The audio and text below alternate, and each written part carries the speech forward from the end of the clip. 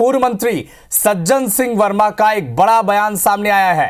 कमलनाथ के साथ बैठक के बाद सज्जन सिंह वर्मा ने कहा, नकुल नाथ लोकसभा चुनाव लड़ेंगे और जीतेंगे। सज्जन सिंह वर्मा ने यह भी कहा कि कमलनाथ कहीं नहीं जा रहे हैं। कमलनाथ जी ने कहा है कि मीडिया के काल्पनिक सवालों का जवाब वो क्यों दें। कमलनाथ की राहुल गांधी और मल्लिकार्जुन खड़गे से बात हुई है। पार्टी जो नाराजगी थी वो दूर हो गई है, ये सज्जन सिंह वर्मा का कहना है।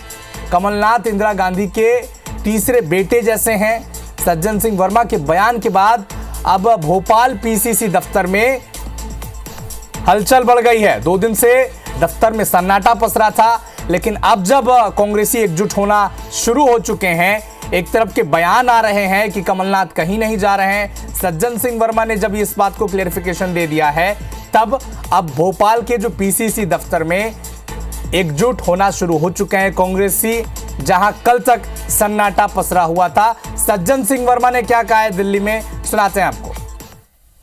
नकुलनाथ रहेंगे, बीजेपी में जाएंगे? नहीं, कांग्रेस में रहेंगे। कांग्रेस से चुनाव लड़ेंगे लोकसभा का। सर, जो नाराजगी हो रही है, नाराजगी वो दूर हो गई है। देखिए, कौन सा ऐसा राजनीतिक दल है जहाँ राजी नाराजी ना होती हो। ये चलता रहता है कि कुछ निर्णय होते जिनसे मतेक की नहीं होता, मन नहीं मिलता, तो स्वाभाविक है कि मानव स्वभाव नाराज होता है। पर ये बातों में सब चीजें हल हो जाती हैं। अपनी पार्टी बना रहे हैं, कोई नहीं, बिल्कुल असंभव। अच्छा, असंभव शब्द है। नाराजी सब दूर हो गई। तब बात चल रही है मल्लिकार्जुन खड़गे जी से, राहुल जी से, सबसे बात हो रही है और बिल्कुल उसकी तैयारी में न्याय यात्रा के बाद कैसे दौरा करेंगे, कैसे 29 लोकसभा में जाके प्रचार करेंगे। तो इसी खबर पर अधिक जानकारी के लिए हमारे सहयोगी नवीन सिंह इस वक्त हमारे साथ जुड़ चुके हैं। नवीन, पटाक्षेप हो गया क्या इस मसले का? क्योंकि जो खबरें आपके जरिए हम तक मिल रही है कि पीसीसी दफ्तर में कल तक जहां सन्नाटा पसरा हुआ था, अब हलचल वहां पर बढ़ गई है।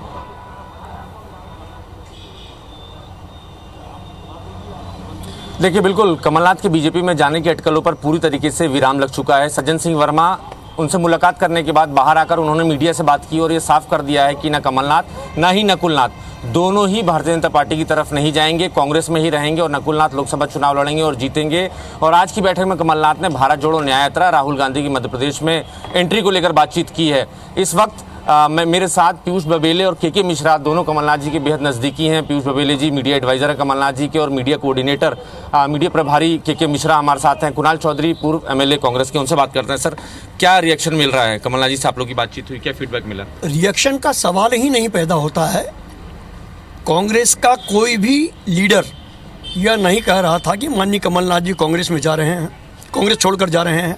हमारे वरिष्ठतम नेता माननीय दिग्विजय सिंह जी, प्रदेश कांग्रेस कमेटी के अध्यक्ष सम्मानित जीतू पटवारी जी ने तो आप लोगों से चर्चा में स्पष्ट तौर पर कह दिया था कि कमलनाथ जी कांग्रेस में थे, हैं और रहेंगे।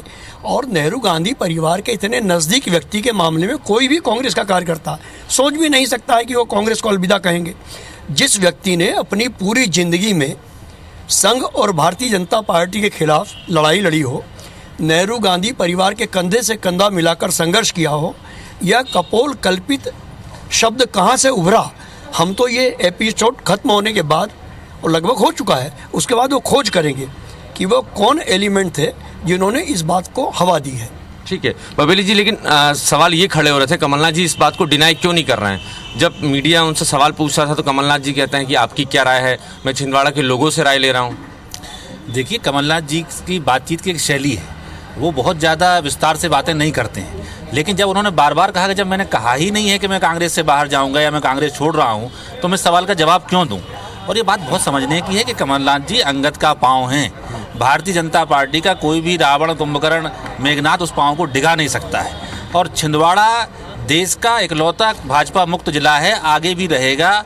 और आप देखें कि हमारे अध्यक्ष जी ने भी, जीतू पटवारी जी ने, दिग्विजय सिंह जी ने, भंवर जितेंद्र सिंह जी ने, सज्जन वर्मा जी ने, सब ने स्पष्ट कर दिया है मध्य प्रदेश में कांग्रेस पूरी ताकत से लड़ने वाली है।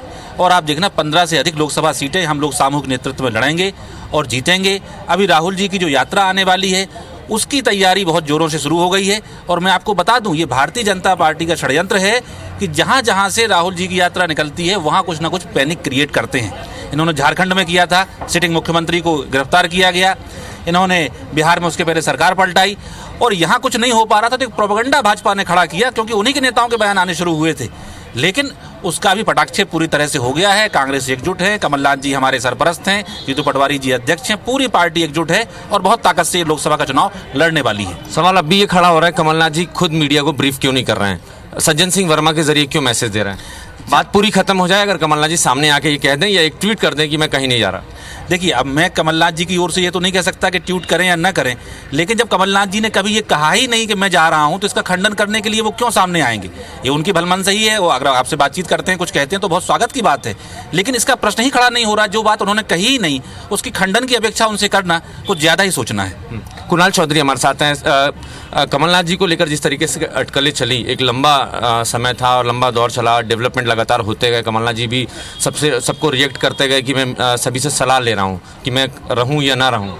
देखिए, पहले दिन परसों भी हम मीडिया में माननीय अध्यक्ष जी आए थे, उनके साथ मैं भी वहीं बैठा था, के मिश्रा जी थे। उसी दिन हमने पूरी बात को मीडिया ने शुरू करी थी और हमने ख़त्म कर दिया।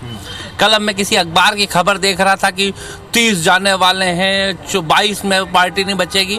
तो जो गलत तरीके से प्लान करी जा रही है चीज़ें, मतलब कि ऐसा कि मतलब पहले तो कोई कानून मालूम होना चाहिए, कम से कम 44 विधायक हो तो जाती है 2/3 मेजॉरिटी। तो ये काल्पनिक जो प्रश्न है, जो झूठ और फरेब की राजनीति चल रही है, इसके अलावा कोई पहले दिन अध्यक्ष जी आए, जिस तरह के वातावरण चल रहा था उसको स्पष्ट विराम लगा दिया था, फुल स्टॉप लगा दिया था। उसके बाद क्यों रोज का ये इस तरह का, क्योंकि मूल मुद्दे से राजनीति कैसे गायब करी जाए। वो करोड़ों नौजवान जो बेरोजगार स्टेशन पे खड़े हैं, वो किसान के फसलों के दाम 2700 रुपए कुंटल, गेहूं नहीं मांग ले 3100 रुपए। तो इन मूल मुद्दों से, क्योंकि राहुल जी न्याय की बात करने आ रहे हैं, उस न्याय को कैसे करा जाए, तो इस तरह के सगुफे छोड़े जा रहे हैं। और मुझे नहीं लगता कि इन चीजों में कोई दम है। आज मध्य प्रदेश में पटवारी परीक्षा लोग जो धरने दे रहे हैं, उसके ऊपर चर्चा होती तो बेहतर होता, किसान के ऊपर चर्चा होती तो बेहतर होता। तो मूल मुद्दों से कैसे ध्यान भटकाया जाए, इसलिए एक ये सगुफा था, ना कि कोई बात। राहुल गांधी अपनी पार्टी के लीडर्स के साथ न्याय नहीं कर पा रहे हैं, ऐसा कमलनाथ के समर्थक कह रहे हैं कि 3 चुनावी राज्यों में हार हुई, छत्तीसगढ़, राजस्थान और मध्य प्रदेश में, लेकिन अकेले जिम्मेदार कमलनाथ जी को माना गया। देखिए, ये किसने कहा उसी से आप जवाब मांगो। दीपक सक्सेना, उनसे अपना जवाब मांगो कि उनने किस उसमें कह दिया, किसने क्या कह दिया। हार जीत ये तो लोकतांत्रिक प्रक्रिया, हार को सबने स्वीकार करा और ये कर दिया गया ना वो कर दिया गया, कपोल कल्पित चीजों का तो मैं कुछ नहीं कह सकता। हो सकता है कि इसके ऊपर जितेंद्र सिंह जी और सब कल है, क्योंकि भारत जोड़ो यात्रा के संदर्भ में, क्योंकि अब जो पहले 22 को आने वाली थी वो 2 तारीख को हो गई है, तो उसका कहीं ना कहीं उस चर्चाओं के दौर के लिए कल जितेंद्र सिंह जी भी रहेंगे, तो उसके अंदर बैठ के बात होगी और जिनने इस तरह के बयान दिए होंगे उनके ऊपर अपनी आगे की कार्रवाई होगी। और ये स्पष्ट है कि कोई भी इन बातों के अंदर की किसी के ऊपर ठीकरा फोड़ दिया, ये सामूहिक नेतृत्व की बात थी और ये बात स्पष्ट हो चुकी है। मूल मुद्दा है कि राहुल गांधी जनता के न्याय के लिए निकले, और एक नेता जो इस हिंदुस्तान के अंदर न्याय की बात कर रहा है, जनता के न्याय की बात कर रहा है, कैसे रोज इधर उधर की बात करी जाए, ये एक कोशिश भारतीय जनता पार्टी की होती है। एक खबर और लगातार चल रही थी कि कमलनाथ भले रह जाएं कांग्रेस पार्टी में, क्योंकि लंबा समय गुजारा है 40 साल, लेकिन नकुल नाथ बीजेपी में जा सकते हैं। आज सज्जन सिंह वर्मा ने उसका भी खंडन किया। देखिए, पहले दिन हम मतलब इसके खंडन और इसके स्वयं प्रदेश अध्यक्ष से बड़ा मध्य प्रदेश के अंदर कोई नहीं होता। पार्टी के संगठन के प्रमुख मुखिया ने आके मेरे साथ बैठ के उन्होंने बयान दिया, उन्होंने बात कही। उसके बाद कौन क्या कहता है, किन चीजों को कहता है, इसका कोई औचित्य नहीं निकलता और कोई इस तरह की बात ही नहीं उसके ऊपर बात हो रही है। कोई चर्चा, कोई कांग्रेस पार्टी के कार्यक्रमों में, पूरे दिन ब्लॉक के कार्यक्रमों में उस दिन रहे, वहां पे दिन भर रहे, और दिल्ली आने के दिल्ली गए, तो दिल्ली कमलनाथ जी, नकुलनाथ जी का पहली बार जा रहे हैं जो उसके ऊपर सगुफा छोड़ रहा है। लेकिन माहौल इसलिए बनने लगा क्योंकि 5 दिनों का दौरा था, चौथे दिन ही खत्म करके चले। क्या कभी 4 दिन में नहीं हुए क्या दौरे खत्म? एक दिन अगर दौरा कम हो गया तो माहौल बनने लग गया।